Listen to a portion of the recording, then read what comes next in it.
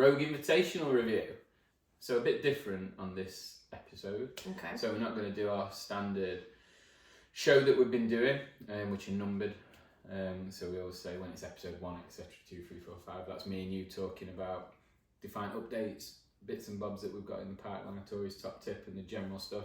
This we just thought we'd come on and do a sort of review of our weekend because it was pretty special. It was. And that was all up at the Rogue Invitational in Aberdeen. So Rogue review. So where are we going to start? Lead up? Probably best to start at the beginning, isn't it? So in the lead up. So yeah, I think like one of the things that stood out to me in the lead up to it from a sort of communication point of view with Rogue as an organisation was just how good it was and how slick and professional it was. Now I know that sounds silly to say because it should be like that, but in our space, a lot of, I guess, events or a lot of whether it be a pop-up or whether it be, you know, like an actual functional fitness event or just like an event itself, similar to like Arnold Classic. It's sometimes the communication isn't as slick as you'd want it to be. It's hard to find information. It's hard to get hold of people. And in the lead up to Rogue, we had a lot of questions, but also a lot of questions were preempted and answered up front. So so they had this big sort of online portal where they'd ask you questions about your setup. You could answer them live in real time online. All the documentation that you need were there. So it was just really good, and you just felt like you had someone to go to at all times, and you had multiple contacts in terms of people, but you also had, like I said, this platform that was independent of a person. So if that person wasn't available or if they were off or whatever, you just put this question into this platform and someone would come back to you. So yeah, in the lead up as a vendor, it just felt like we were really part of it from the start. And sometimes at events, and this isn't like to the detriment of the people running them, they have a lot to do when they're organising an event, but sometimes the vendors are a bit of an afterthought. And the challenge I have with that as a vendor is the fact that we pay a premium to be at any event, really, considering the scope of some of the ones that we go to. And sometimes it's not that they intentionally don't think about you, but they just, maybe it's not a priority for them. Yeah, I think there's a massive thing missed with anything like this. I mean, obviously I don't go to as many events as you do, but the ones that I do, and from as far as I'm aware, I've never heard of anyone following up. And I feel like there's a massive gap there, because I was talking to the girls, obviously Donna and Rachel were working at the weekend, and we think there is the likelihood of having a follow-up off the back of Rogue for feedback from everybody. We think will come. If so, I think that'd be really interesting, but I think that should be done as a part and parcel anyway. So if you've got an event and you run X amount of events every year in, year out, you want to constantly stay ahead of the game and be the best in the business, and the only way you're going to do that, obviously you want to sell tickets, but that's always going to be the case. The only way you know that you're going to be able to do that is by making the event better and better based on the experience of the people that you've invited. I think if you just do what you believe is always to be right, you can suddenly get a bit blinkered. Yeah. Because you only see a certain amount on a day. Like, we will only see a certain amount on the day of the vendors. Obviously we spoke to a lot of people, so we got some really good feedback on the day, didn't we? But I think there's a massive miss for a lot of people on getting that feedback at the back end. They will be doing that as well.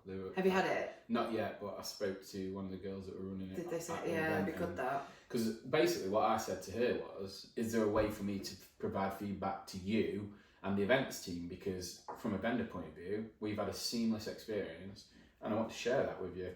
And then the one or two bits, there's always something that you can say, this might have been a little bit better, but you want to provide it in a positive way. So yeah, we'll be getting that this week at some point. So they're on the ball with all of it, really. Good. So the next bit, travel.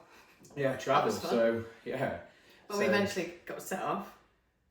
Yeah, we had an interesting week leading up, really, didn't we? So we had a boatload of stock that we'd ordered specifically for this event. We wanted it in time for this event because we knew we'd do really well with it, but it was just stock that we would have ordered anyway. And we had customers' challenges, which only seems to happen when we really need it. When we really need it, yeah. It's like sod's law, isn't it? Like, we've had stuff that's come through the same route and arrived within days, and this took like 12 or 13 days from the point it should have taken like just 1 or 2. But the positives were Yeah. Half of it turned up. Yeah, so we were setting off on Wednesday. Me, you and Rach set off on Wednesday to break the trip up a little bit because we knew that Thursday was set-up day. Yeah. And, you know, one of the things Rogue were quite strict on, which is good really, it's because they need to make sure everyone sticks to their schedule, was you have to be set up by, they slightly moved it eventually, but 7:30 I think was the latest you had to be set up by, and if you weren't all set up or you'd not got there in time, you forfeited the pitch, because obviously it started Friday morning, so they couldn't be messing about with people. No, well, there were people doing tip runs in Hoovering even before we finished, weren't they? So fair play. So we decided to set off on the Wednesday. 10 of the 27 boxes we were expecting delivered at 7 a.m. on the Wednesday. I had to get off my sweaty bike in the garage and answer the door, which I don't normally do. You know, if I'm working out and someone knocks on the door, I'm like, they'll come back.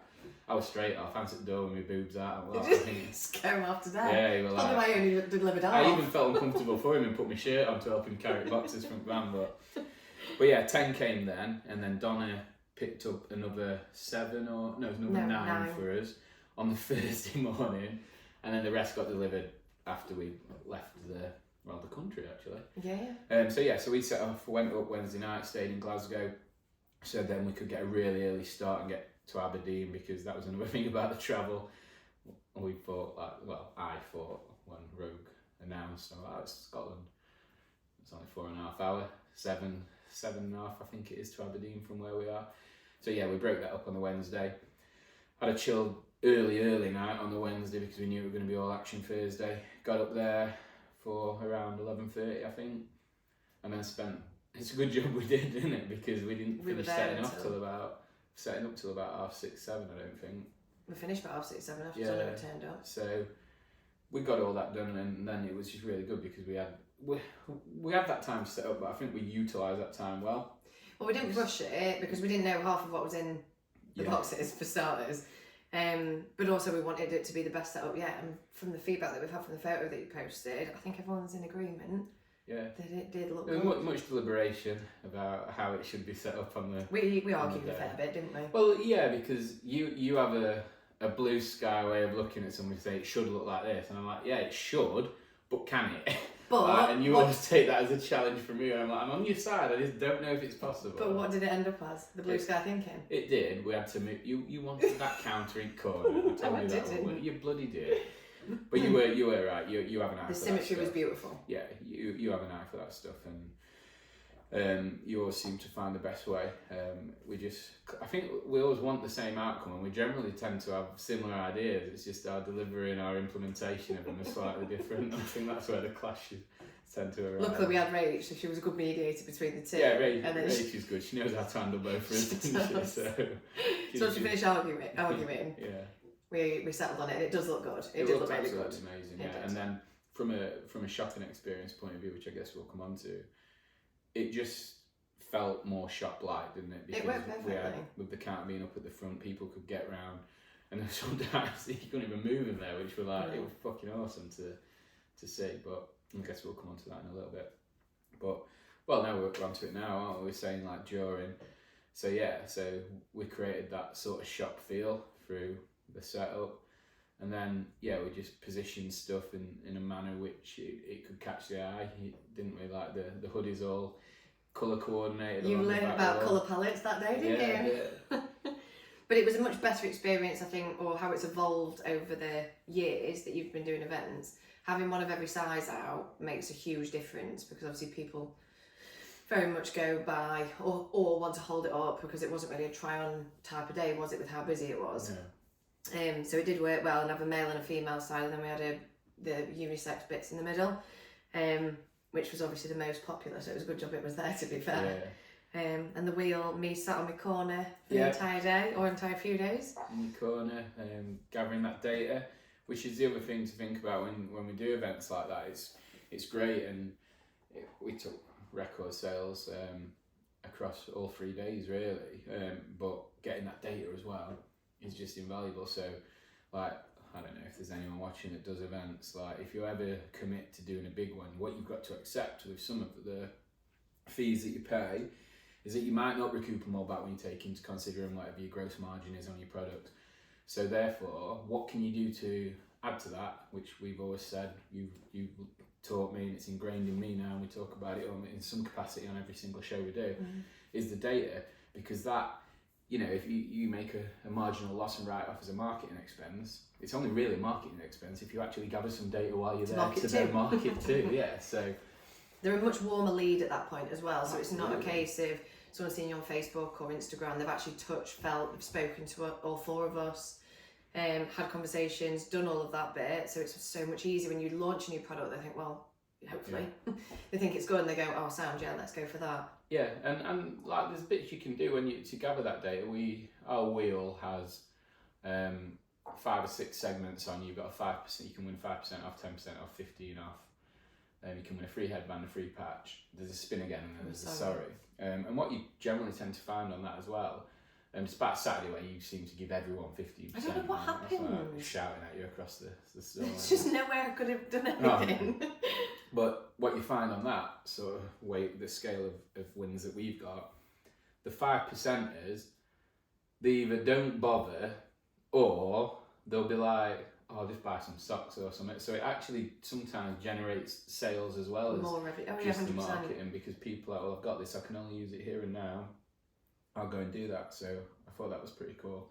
But then also during, one of the things that was really, really cool about the event was how they made sure that I felt like spectators, vendors, and the athletes themselves, because we forget about the athletes in these sort of environments, you know, because they're professional athletes and this, that, and the other. But I don't mean to say this the wrong way, but they're only CrossFitters. No one really cares about CrossFitters outside of CrossFit. So sometimes it's almost like they forget that the athletes are really, really important. And for those athletes, having fans there and having the correct media coverage and having the correct sort of exposure is really big for them, because it's not like you're playing for Man United and everyone knows who Man United are, so you'll get some residual like sponsorships and that from that. They're individual athletes competing in a sport that isn't cash rich, trying to establish themselves. So the way Rogue set that up, for basically the vendor village was separate to the arena, and vendor village was like a ghost town, wasn't it, when the athletes were on, because they shut the music off in vendor village. They made an announcement telling you the next event was starting.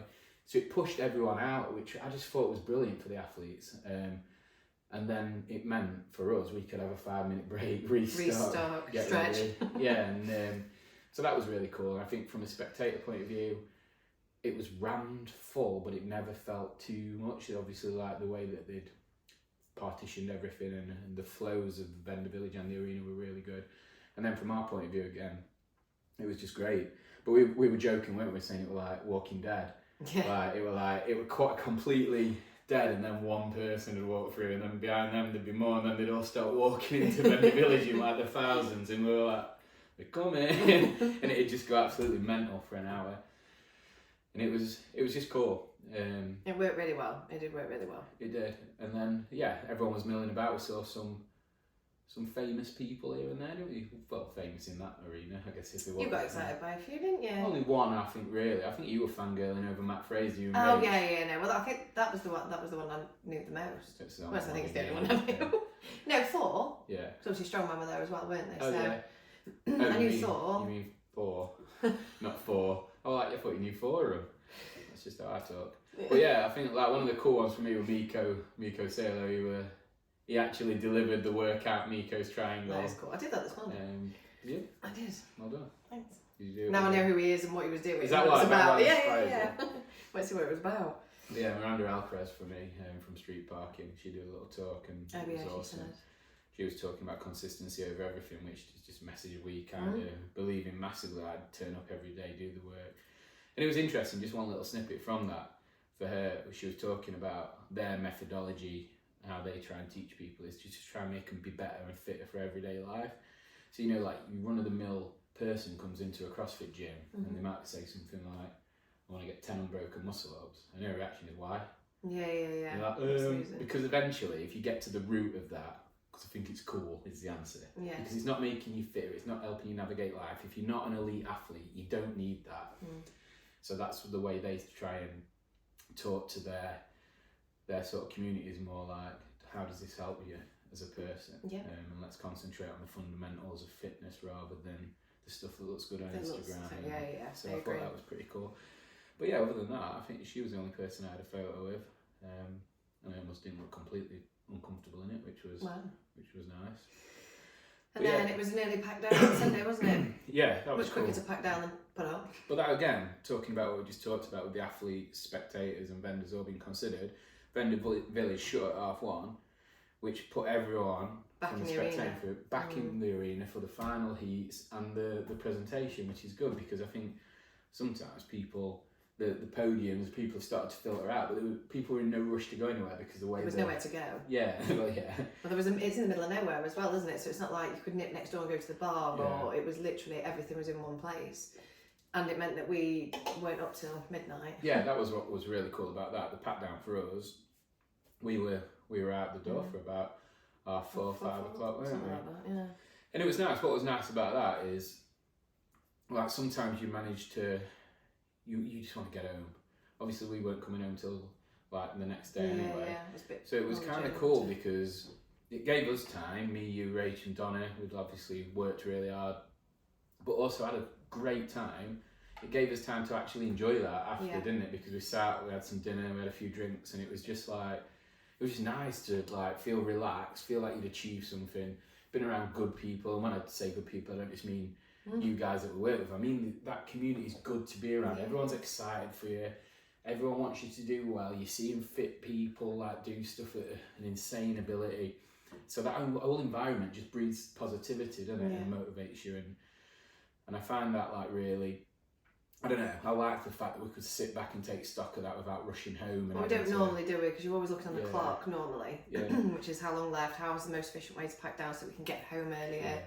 So that it definitely helped because normally we don't do that, do we? We just get it all done in a day. But 7.5 hour trip that you did very, very well the next day, despite me offering to drive numerous times. But yeah, heading back Monday, it just meant everything was more relaxed, wasn't it? Yeah. So the big question: would you do it again? 100%. I think from all those pointers we've just talked about. We've already ran the numbers and we're happy with how everything went from a costing point of view because there is like. You know, there's not just the cost of the pitch, there's the staff, there's the hotels, there's the dinners, food, there's everything else. So it does matter up, but yeah, I think the numbers are way better than we thought would be. And then with that data, and then just the environment and the experience overall, I think definitely. 100%. There's a few rumours hanging about that they might be doing it again, but nothing's ever I didn't, set in stone, is it? I thought that was bizarre when they said there's been I need to look into it because they said there's been a 3-year deal signed, but it was crazy, Rogue coming away from the bread and butter for 3 years in a row, but unless the turnout was that good or however they felt. Round. There was no MCs, it was definitely round. But it's whether that offsets the cost they have to put on an event overseas. True, very, very true. So let's do a quick review of everything that we've got coming up for the rest of the year. Yeah. Shall we? So next or last event? Let's just do these. Like, I forgot you were wearing that. We sold. Defiant, if you can't see, Defiant gone rogue. Then at the bottom, proudly refusing, stand still, to obey authority, and then the date with a skull with a mashed together American and UK flag. Yeah, it was important to show that because that was a marginal win for me. That one wasn't in product development, which you excel at, and I'm not too proud to admit that you are always right when it comes to that. But this, you were like, I just don't get it because you basically heard my 2 flags smashing together and a skull and you were like. It sounds shit, mate. It did. No, the girl who did it, she did an amazing job. She really smashed it. Yeah, she did. But she's used to dealing with my rubbish instructions. Yeah, hence why I took a step back. Yeah, and it just went well. People like that graphic nature. And I think someone even said our design on that was the best because they think that they said Rogue had been lazy with our design. Well, they didn't really do anything for that day. No, but like the Rogue gear was good, but it wasn't anything that said or did much around the Rogue Invitational. No. So it was good, and they did do very well. I think we came in 10? 7? Yeah. So we're like ordered to perfection on that as well. But the last few will be available at the next couple of events we do before we stop doing events. So is this the last one next? No. Oh, you got boxes? No, sorry. So Battle for Middle Ground is next. Graft events, Winter Soldiers. Yeah, that next weekend. Yeah. So last big one that we'll do for a while. See how it goes. Numbers have been down so far. Our numbers, specifically at those events, and I know speaking to our vendors, they have, because it's just like we've talked about, so much competition on the scene. So hopefully this last one there'll be a big bang, because Rep It Out, which were the most recent graft one before this, that was our best yet. So whether or not everyone's been waiting till the last few of the year to get stuck into them, we'll see. We've got Harry and Lois from AOD. They're competing on our behalf. Nice. So yeah, they'll be in, and yeah, it should be good. I think Tom, he's competing with his missus, so it'll be interesting to see how they get on as a couple on the floor, but also them going head to head with Harry and Helen. Be interesting to see who comes out on top. Definitely. And yeah, so that'd be a good last one of the last big one of the year for us. Yeah. And a few box comps after that, but nothing major. Like we say, we've been not going down that road as frequently as we previously have. But this is like, you know, you had the Rogue on. By the end of Winter Soldiers, that will be my 70th day at an event in this year. So obviously we don't need to be a fucking genius to work out that's more than one a week. Obviously Rogue's 3 days, so I have had, I think, 4 weekends off this year. But it's like, that's the magnitude of the events we've done. It's like we've done loads, and on those numbers we're just going to see if it is beneficial. So like, that's why I say when I have so much trepidation about it, because it's my identity. That shows you the numbers. It's been your life for years, yeah. Yeah, and that shows you on those types of numbers, this is the most we've ever done in a year period. So yeah, we'll see. It's all on numbers at the end of the day. It is. Unfortunately, you removed your emotion from it, but we'll see. We'll evaluate it and keep an eye on it. So Black Friday, that's the next biggie. Yep. New products are being launched on that day, aren't they? They are. We've got when they all arrive. 5 pairs of new leggings. We have. Sounds a lot, doesn't it? It does, actually. 2 new bras. When I say new bras, they're based on the current style of bra, so 2 new colours. The same with the leggings, 5 new colours. Some are tie-dye, whatever that is. Well done. So yeah. And then all the new hoodies. Then the new hoodies that we've got. So 3 of them are crew necks in white, rosé, and mocha, and then 1 new hoodie. Yeah, burgundy. One new colour in the hoodie, but then a restock on the favourites in the greens and the cream and the charcoal. So they'll all be coming on. So what we're going to do Black Friday, we're going to do something a bit different this year. So we're going to actually do a product launch over Black Friday weekend. And if you buy from that launch, you'll get something on top or something off something. So obviously we're not going to be throwing our brand new products into a ridiculous sale, because they flew off. Yeah, so we're going to be, but you will get a Black Friday treat if you purchase them. So it'll be a launch that's like in line with Black Friday, and then we'll be doing some discounts across other products. Yeah, so Black Friday will be pretty exciting. Then Christmas, we're not really decided how we're going to approach Christmas this year. Few ideas, aren't we? Yeah, obviously the Advent calendar is something that we've done in the past, so there'll be some kind of spin on that. We're not entirely sure how that'll look. It won't be the daily 25 days worth. Yeah, not being that sort of detail, because you know, a lot of what we've got at the moment, we want to just find different ways of enhancing what we can do for our customers while keeping an eye on our margins and what works for us as well. So it will be something in line with what we've done previously, but just a different twist on it. I think we just need to bottom that out a bit, don't we? Definitely. And the last 2 I wanted to just cover before is the Invitational is soon after Christmas. So we've got that to plan next, haven't we?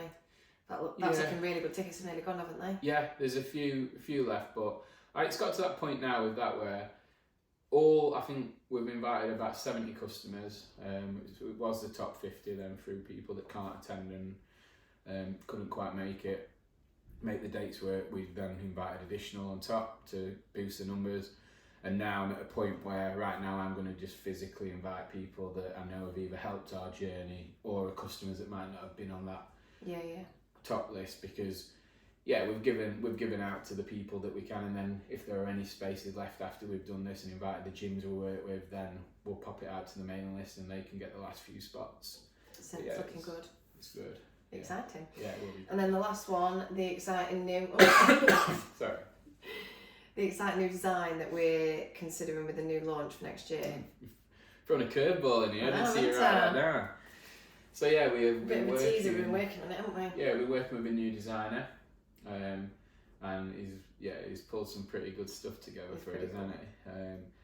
But yeah, that is going to be exciting. I don't know how much more you want to share. That's it for now. Yeah. So But we're we're happy gonna with be, the work. yeah, the way we're we've done with looking at some premium tees. There won't be workout tees. Well, you can work out. You can work out in anything you want, but we're going to be aiming at a quality. A quality tee, because like we keep talking about our slogan for the gym and beyond. This is very much beyond.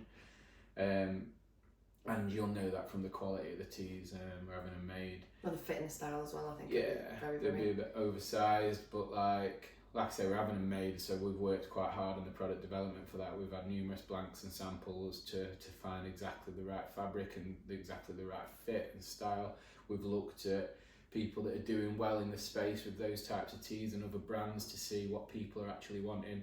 So we really have developed that product. We haven't just gone like we do with some stuff, unlike other brands do. You have to. We haven't just gone to one that already exists off the rack and bought that and printed on it. We wanted this to be, when we launched this first range of sort of luxury tees, we wanted it to really be ours from top to bottom, and the design is just the icing on the cake really, because the tees are just that good that I'd wear them blank anyway, but the fact that we've come up with this funky design with this new designer adds to that, and I think it's going to be a real premium product. That definitely. I just want to clear that, you know. Yeah. And then that was no more curveballs, I promise. Right, no more curveballs. So that's it for this one. So that's a quick review of Rogue. An amazing weekend with amazing people, and yeah, hopefully Bill and Kate will come back and grace the shores of Aberdeen again, and we'll get up there and have another great weekend. Definitely. Smashed Boom. it.